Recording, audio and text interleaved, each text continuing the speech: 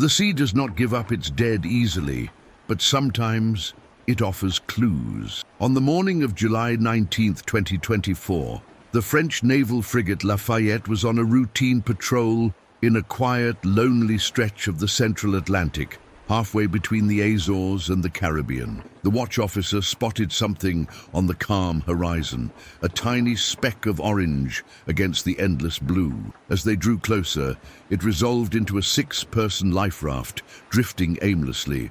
There were no signs of life, no flares, no frantic waving. The raft was simply there. A boarding team was dispatched. The young sailors who climbed from their rigid inflatable boat into the raft found a scene of eerie order. There was a small, nearly empty water container, a broken fishing line, and a handful of empty ration packets. But there were no signs of a struggle, no blood, no damage, and there was no person. The raft was empty. Then, tucked securely under a safety strap, they found it, a waterproof bag containing a small, leather-bound logbook. Its pages were stiff with salt, but the ink, written with a permanent marker, was mostly legible. The discovery of this logbook would turn a standard recovery mission into an investigation of a maritime mystery so profound and disturbing that it would haunt the crew of Lafayette for years to come. The final entry, in particular, was not just an explanation. It was a chilling testament to the fragility of the human mind when faced with the vast, crushing silence of the open ocean. The logbook belonged to a man named Thomas Sterling. At 56, Thomas was not a thrill-seeker. He was a retired architect from Boston, a man who had spent his life designing structures meant to withstand time and the elements. He was methodical, patient, and deeply thoughtful. His decision to embark on a solo, non-stop circumnavigation was not a whim. It was a promise made to his wife Eleanor, who had passed away from cancer 2 years prior. They had always dreamed of sailing the world together, and after her death, Thomas decided to undertake the voyage alone in her honor. His vessel, the Compass Rose, was a 45-foot Hallberg Rasse, a Swedish-built boat renowned for its seaworthiness and impeccable construction.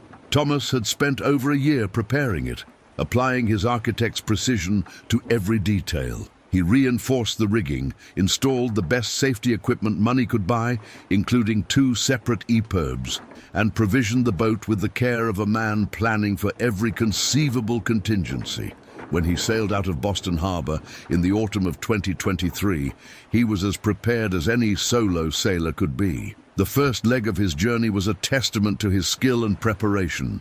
He sailed south, rounded Cape Horn, the sailor's Everest, and made his way up the coast of South America into the Atlantic. His logbook entries from this period are a model of clarity and good seamanship. He records wind speeds, sail changes, and his encounters with wildlife. He writes beautifully about the solitude, finding a profound sense of peace in the rhythm of the sea, feeling Eleanor's presence in the warmth of the sun and the whisper of the wind. The disaster that befell the Compass Rose was not a storm or a navigational error. It was a brutal, random act of physics. He was approximately 800 miles southeast of Bermuda, in calm seas, on a clear, moonless night. He was dozing in the cockpit when he was jolted awake by a calamitous, grinding impact that threw him across the cockpit. The boat shuddered violently, and the sickening sound of tearing fiberglass echoed from below. He had collided with a semi-submerged shipping container, a ghost of global commerce, invisible to both radar and the naked eye at night. Thomas's training kicked in instantly. He scrambled below deck and was met with a nightmare. A gaping hole had been torn in the forward section of the hull, and the Atlantic was pouring in. The high-capacity bilge pumps were overwhelmed in seconds. He knew immediately that the boat was lost. She was sinking fast. He sent out a brief, frantic mayday call on his VHF radio, stating his position and the nature of the emergency. He activated both of his EPIRBs, tossing one in the water and leaving the other on the boat. He grabbed his pre-packed ditch bag, which contained the logbook, a handheld GPS, a satellite phone, and other essentials. Then with practiced efficiency, he deployed the life raft and abandoned ship, climbing into the small, inflatable sanctuary just moments before. The Compass Rose slipped beneath the waves, her navigation lights winking out one last time in the darkness. The first few days in the life raft are chronicled in the logbook with a stoic, almost detached clarity. He was a survivor, and he was acting like one. Log entry, May the 2nd, 2024, Day 1.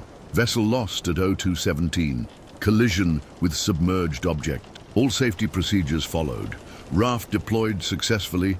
I have the ditch bag. Sat phone signal is weak but functioning. EPIRBs activated. Rescue should be forthcoming within 48-72 hours. Spirits are stable. The sea is calm. I can do this. Log entry, May 4th, 2024, Day 3. No sign of rescue. Have seen no ships or aircraft. This is perplexing. The EPIRB signals should have been received. Rationing water to 500 milliliters per day. The sun is relentless. Rigged a small awning with the raft's emergency blanket. I must remain patient. Days turned into a week, then 2.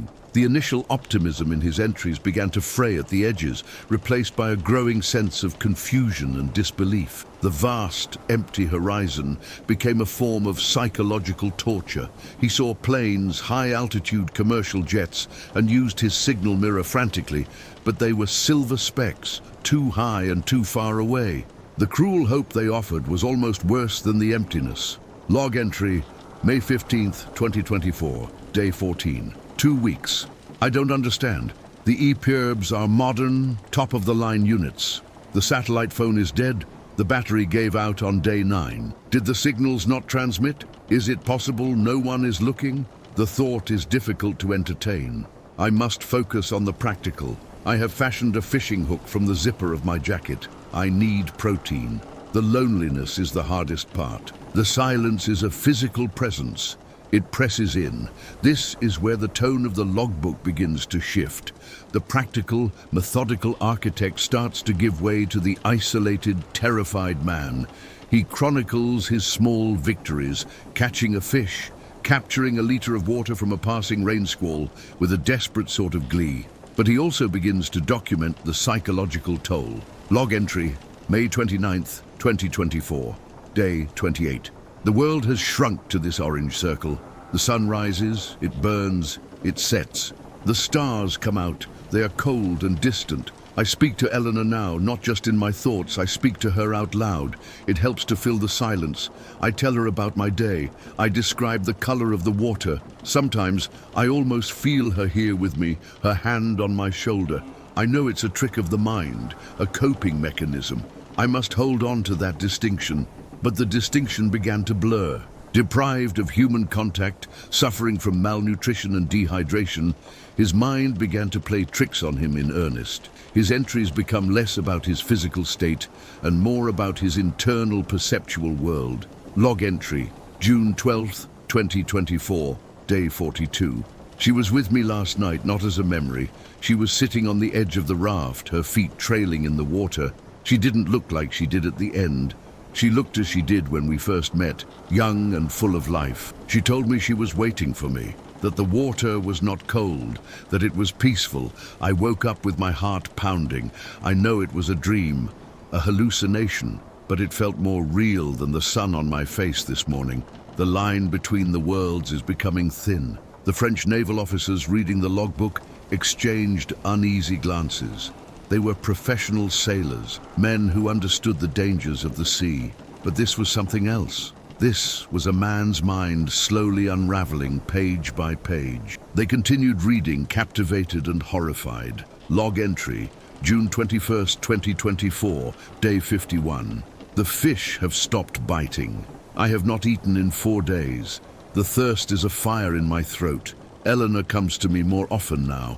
She brings me water in her cupped hands, but when I try to drink, it is only salt water. She says the ocean will provide. She says I must trust it. She points down into the deep blue and tells me there is a garden there, more beautiful than any she ever tended on land. She says the Compass Rose is waiting for me, anchored in the calm water below. The final entries are written in a shaky, almost illegible hand. The ink is smudged in places, as if by water or tears.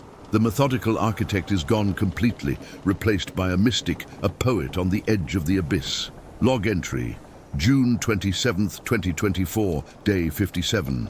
The raft is a cage. The sun is a warden. The sky is a ceiling. My body is a prison.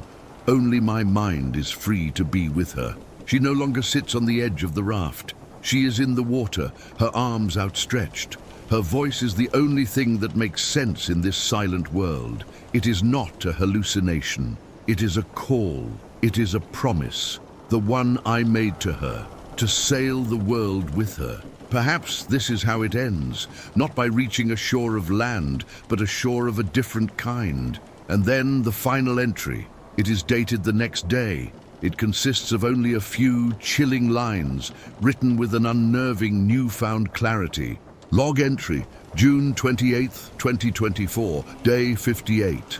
The sea is not empty, it is full of everything I have lost. Eleanor taught me that a compass doesn't just point north, it points home. My compass is pointing down. That was the end.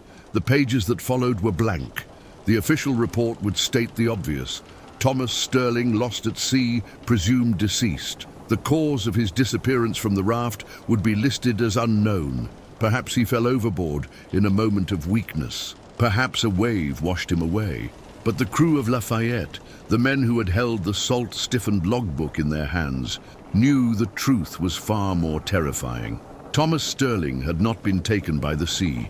He had been seduced by it. His will to survive had been eroded not by the elements, but by the crushing weight of his own solitude and grief. In the end, his mind had built a bridge, not of steel and concrete, but of memory and longing, and he had simply walked across it. The empty raft was not a sign of a struggle for life, but of a final, chilling surrender to a peace that only the deep, silent water could offer.